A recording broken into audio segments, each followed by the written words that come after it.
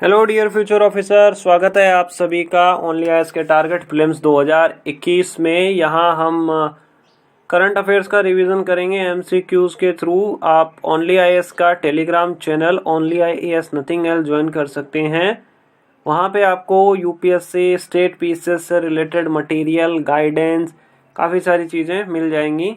ठीक है, आप ओनली आईएएस के यूट्यूब चैनल के प्लेलिस्ट से जाके 2021 के लिए कुछ इंपॉर्टेंट कोर्सेज हैं like constitutional bodies, historical events, GI tag, non constitutional bodies, ये सारे भी आप प्लेलिस्ट से एक बार देख सकते हैं। आपके शायद कुछ काम आ जाए प्रीलिम्स में। ठीक है, विक्की यादव जी ने ये लिखा है कि ड्रीम 11 का एडवर्टीजमेंट वीडियोस के बीच में ऐड मत करिए। विक्की यादव जी ये एडवर्टीजमेंट यूट्यूब खुद से करता है, क्योंकि उनका एक टारगेट रहता है कि जब भी मान लीजिए कि अगर कोई पढ़ाई से रिलेटेड चीज़ है तो वो कौन लोग देखते होंगे, 19, 20, 21, 22 साल के स्टूडेंट देखते होंगे। तो ड्रीम 11 वगैरह जो भी हैं वो इसी एज ग्रुप को टारगेट करते हैं। ठीक है, और आई वुड सजेस्ट कि हम सब लोगों को इस ड्रीम 11 या इस तरीके के बाकी जो सोशल जो प्लेटफॉर्म्स हैं वहाँ पे हमें बचना चाहिए।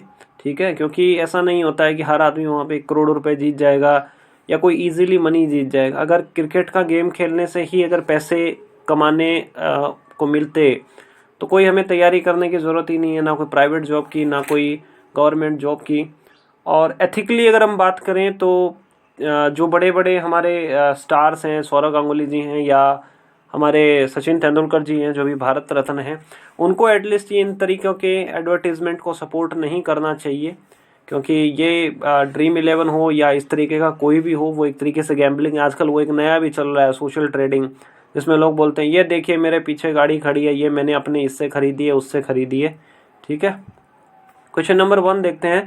क्वेश्चन नंबर 1 दिया हुआ है निर्बाध इनिशिएटिव से दिया हुआ है, रिसेंटली न्यूज़ में था। 4 हमें ऑप्शन दिए, बताना है कौन सा सही है। पहला बोला है कि इसके अंदर अनइंटरप्टेड सप्लाई होगी फूड ग्रेन्स की पीडीएस शॉप तक, uninterrupted supply provident fund subscribers को। ठीक है, सर्विस डिलीवरी। तीसरा है uninterrupted service supply of mask, PP kit to medical staff. चौथा बोला है uninterrupted supply of medicine to the Covid patient.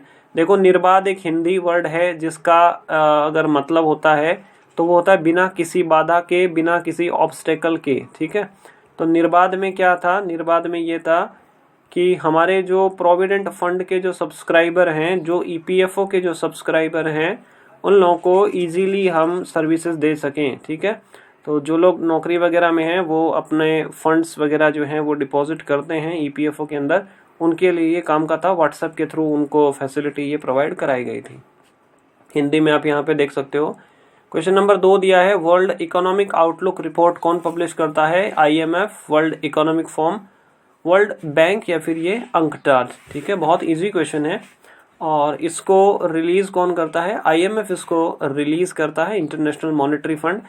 और इस तरीके के जो डाटा आते हैं हमारे पास कि हमारी इकोनॉमी श्रिंक हो गई है 10.3% से या -4.4 से ग्रो करनी है, इस तरीके के अपने यूपीएससी के लिए काम का नहीं है।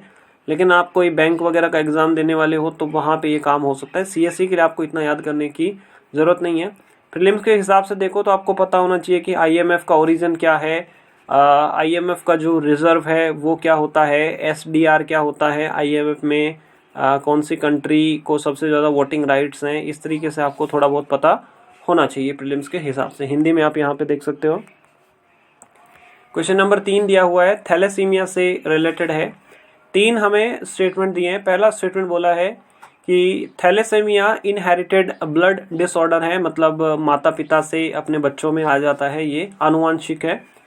दूसरा स्टेटमेंट बोला है कि it is caused when body produces excessive number of haemoglobin which takes form of the cancer. बोलने का मतलब है कि इस बीमारी में हीमोग्लोबिन बहुत ज़्यादा मात्रा में प्रोड्यूस होना शुरू हो जाता है, जो कि बाद में आगे जाके कैंसर बन जाता है। तीसरा बोला है थैलेसीमिया की बीमारी से अगर हमको निजात पानी है, इसका क्योर अगर करना है तो बोन मैरो ट्रांसप्लांट ही एकमात्र इसका उपाय है, इसमें कोई भी दवाई वगैरह नहीं है। ठीक है, देखिए थैलेसीमिया के बारे में अगर आपको बेसिक से अगर जानकारी होगी तो इतना आपको पता होगा कि ये एक इनहेरिटेड ब्लड डिसऑर्डर है, माता पिता से अपने बच्चों में आ जाता है। पहला स्टेटमेंट हमारा सही है। दूसरा स्टेटमेंट बोल रहा है कि इसमें हीमोग्लोबिन जो बहुत ज़्यादा एक्सेसिव नंबर में प्रोड्यूस होता है। देखिए इसमें हीमोग्लोबिन जो है वो एक्सेसिव नंबर में प्रोड्यूस नहीं होता, ये स्टेटमेंट कैंसिल आउट हो गया। तीसरा स्टेटमेंट बिल्कुल सही है, बोन मैरो ट्रांसप्लांट ही इसका एकमात्र उपाय है। ऑप्शन नंबर सी हमारा सही हो गया, 1 और 3।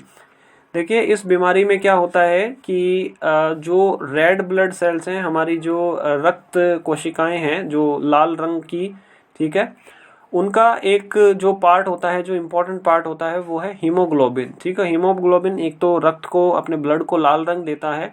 दूसरा हीमोग्लोबिन का जो काम है वो है ऑक्सीजन का, ऑक्सीजन जो है वो शरीर के, बॉडी के सारे पार्ट्स में पहुंचाना। जो आदमी थैलेसीमिया से पीड़ित है उसके अंदर हीमोग्लोबिन का जो प्रोडक्शन है वो बहुत ज़्यादा कम हो जाता है। ठीक है, बहुत कम हो जाता है। उसकी वजह से क्या होता है कि जो हेल्दी रेड ब्लड सेल्स हैं, हेल्दी आरबीसीज हैं, उनकी क्वांटिटी जो है वो बहुत कम हो जाती है।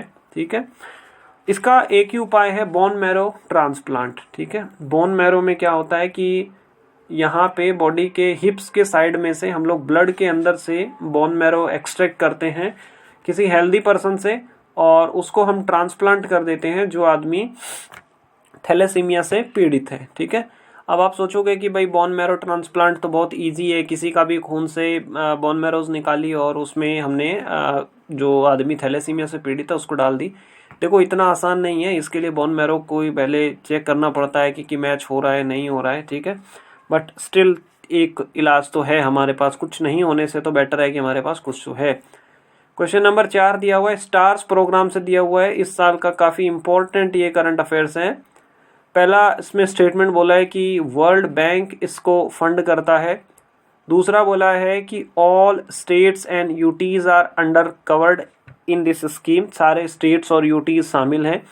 तीसरा बोला है कि इस स्कीम का जो एम है वो है कि सॉलिड वेस्ट मैनेजमेंट और एग्रीकल्चर के सेक्टर में जो लोग अच्छा काम कर रहे हैं उनको रिवॉर्ड देना और उनको प्रमोट करना। ठीक है, देखो स्टार स्कीम आपको पता है कि वर्ल्ड बैंक इसको प्रमोट कर रहा है, सारे स्टेट और यूटी शामिल नहीं है, अभी सिर्फ 6 स्टेट में चल रहा है।